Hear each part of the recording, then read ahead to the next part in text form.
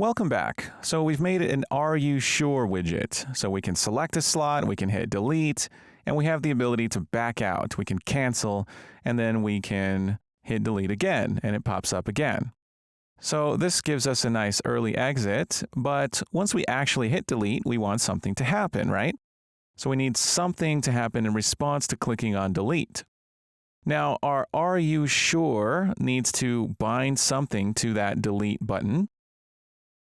I'm going to delete event tick and get it out of the way, and we're going to get that button delete. We're going to get its button widget, and we're going to assign to onClicked, and we need to do something. Now, we could try to get that load screen view model and call a blueprint callable function on it to delete something.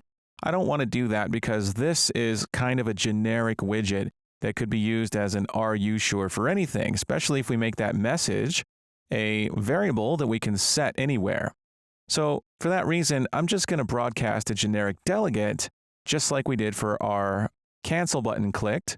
We're going to have another event dispatcher. Let's add one, and this will be our delete button clicked. And we can simply broadcast that before calling remove from parent. So let's broadcast delete button clicked. We'll call that, and we'll call remove from parent after that. And that is going to remove this widget, but also inform whoever subscribes to this delete button clicked delegate that the delete button has been clicked. And our load screen widget is going to subscribe to that. So it's going to subscribe to another delegate on the Are You Sure widget. So let's take that Are You Sure widget and let's assign something to delete button clicked. So when the delete button has been clicked, we're going to do something. Well, the delete button has been clicked, so what we can do is we need to actually delete that slot because we're deleting the selected slot. Now, we don't know anything about what slot has been selected from the C++ side. In our load screen view model, we need to know as soon as we've selected a slot, which slot is currently selected. So that's something we should keep track of. And as soon as we click on delete, and not this one, but this one here, the real delete, well, we need to tell the view model, hey, something has been deleted, right? So if we click on delete here, we do want that widget to go away, and perhaps we still want these two buttons, play and delete, to be disabled because at this point, the selected slot should no longer exist, so we really shouldn't have a selected slot. But the view model needs to have the concept of a selected slot. So what we need to do is every time we select a slot, we need to tell the view model, hey, remember which slot is selected, right?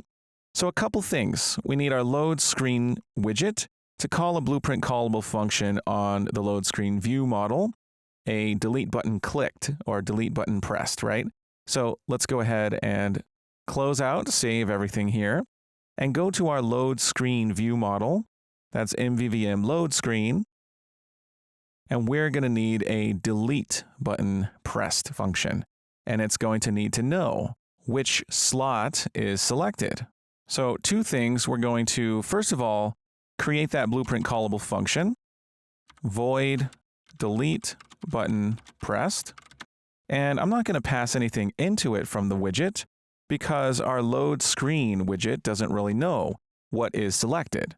It just knows that the delete button has been pressed. So this will be blueprint callable.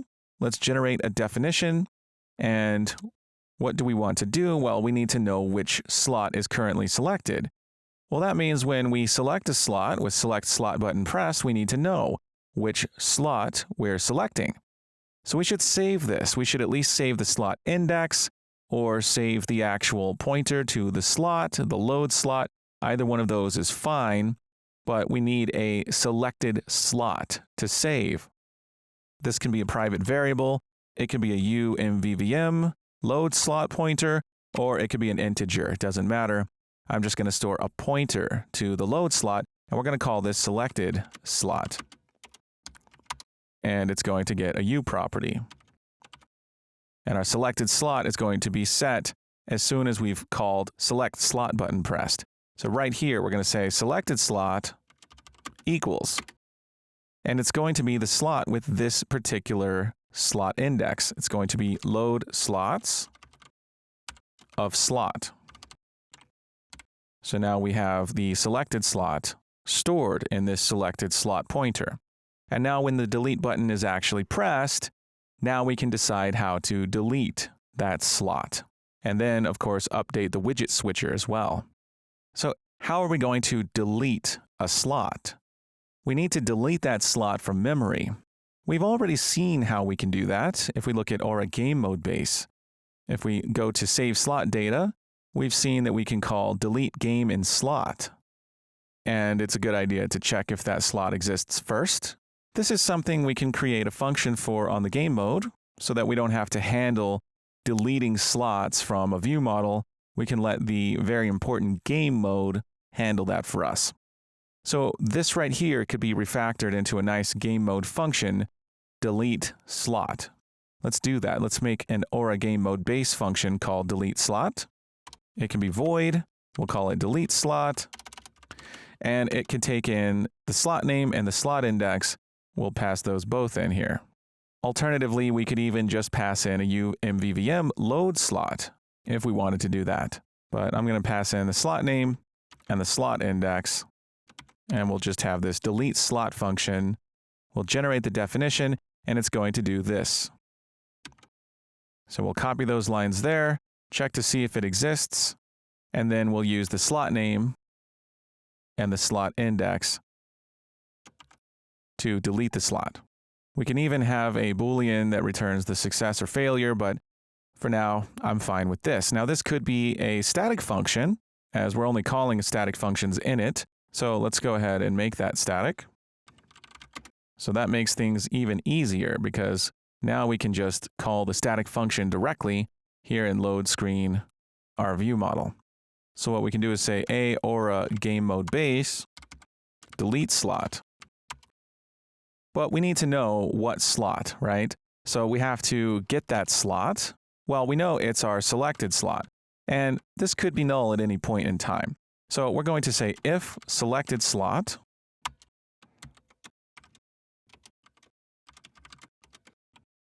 we'll wrap it in an is valid. And then we can call our Aura Game Mode Base static function delete slot, passing in selected slot, and we'll get its slot name, the load slot name, and the index. So selected slot, slot index. Now we get red squiggles, says cannot convert f-string to parameter type int32. Uh-oh, that doesn't sound good. Let's go back and look. Delete slot does take an int32 called slot index and an f-string called slot name. So the function signature is correct. Slot index looks like it's an f-string. Interesting. Let's go to MVVM load slot and take a look at that. Slot index is an f-string. This should be an int32, shouldn't it? And we should be setting this slot index. Let's make sure that we're actually setting that. It should be set really as soon as we create it up here. As soon as we set our load slot name, we should also set that index as well. Otherwise, it won't have any meaning. So let's do it. Load slot underscore 0. We're going to take its slot index and we can set that. It's going to be 0 for slot 0. And we'll set it for 1 and 2 as well. So load slot 1 can be set to 1 and load slot 2 can be set to 2. Now they're identifiable. And then when delete button is pressed, we can now call delete slot and pass in that slot index. Now, that's great. We're actually deleting the slot, but how are we going to update our HUD? Well, for one, that slot has a status, right? We have selected slot, and we have a slot status. Not a slot index, a slot status. Now that it's going to have its slot deleted, it can be vacant. We can set that to vacant, and we can tell it to go ahead and broadcast its delegate using the function initialize slot. Now it's going to be updated. So this should effectively delete that slot. Let's test that out. We'll go ahead and run in debug mode. All right, so we're going to go ahead and open up those widgets we had open. We can go into the load menu map. Now we also need to make sure that our delete button here, when it's pressed, that our load screen widget knows about it. So here in our load screen widget, we know about it, but we also want to call that blueprint callable function we created. That's on BP load screen view model. And what's that function called? It's called delete button pressed.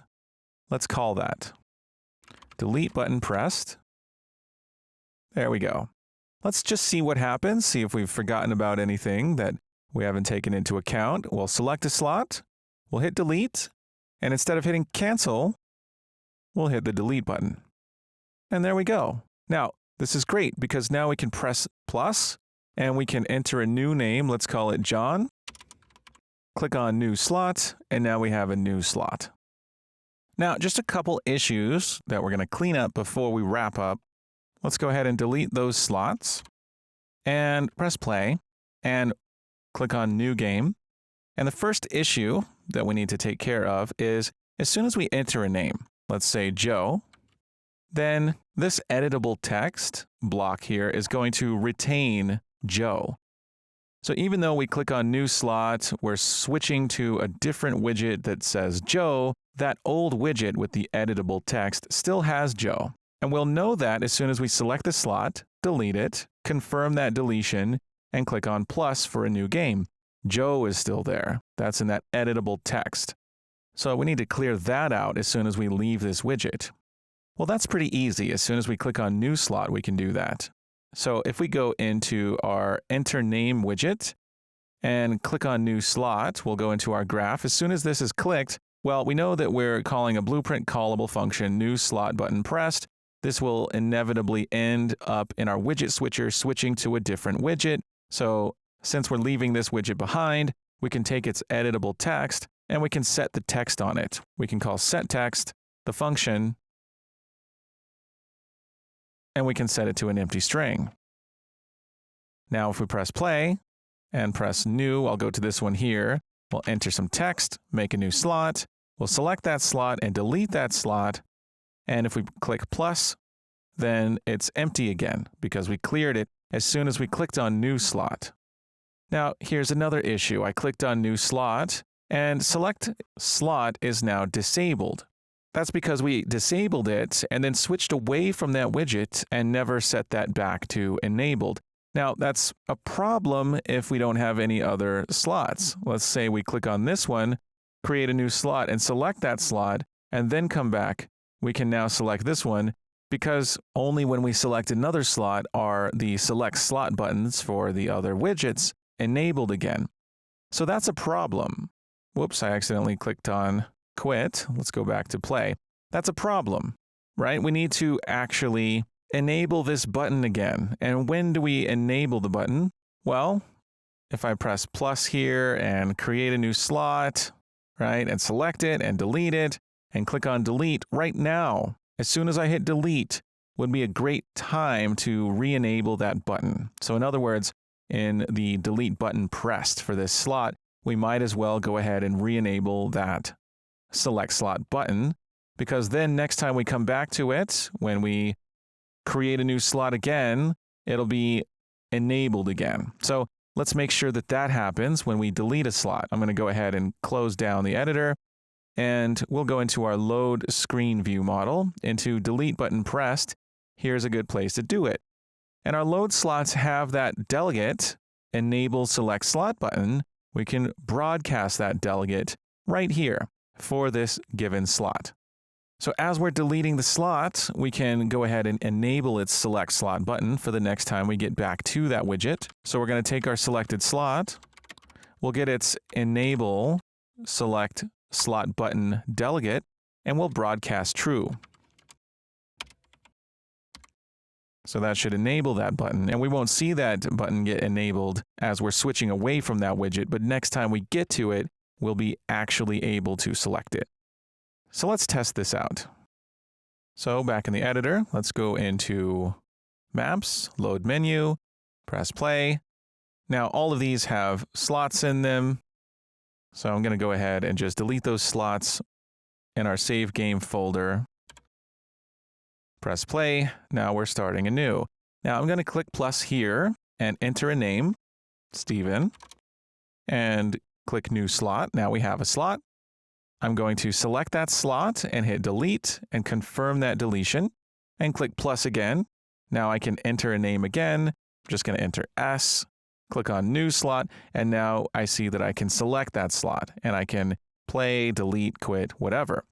Now, so far we can't play, but we can delete that slot. We can cancel deletion. We can confirm deletion.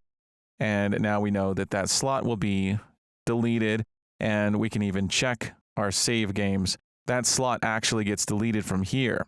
If we create a new slot, it comes back to our save games. If we select it and delete it and confirm, it's gone from our save games. Pretty nice, right? Okay, so we're now able to delete slots, which is great. That's an important feature. But now it's time to actually play the game, which means, well, we need some kind of level to go to. Once we have a valid slot, we select it, we click on play. What are we going to do in that case? We're going to want to travel to a dungeon or a level of some kind, and we need a default level to go to first. And so we'll take care of doing that in the next video. I'll see you soon.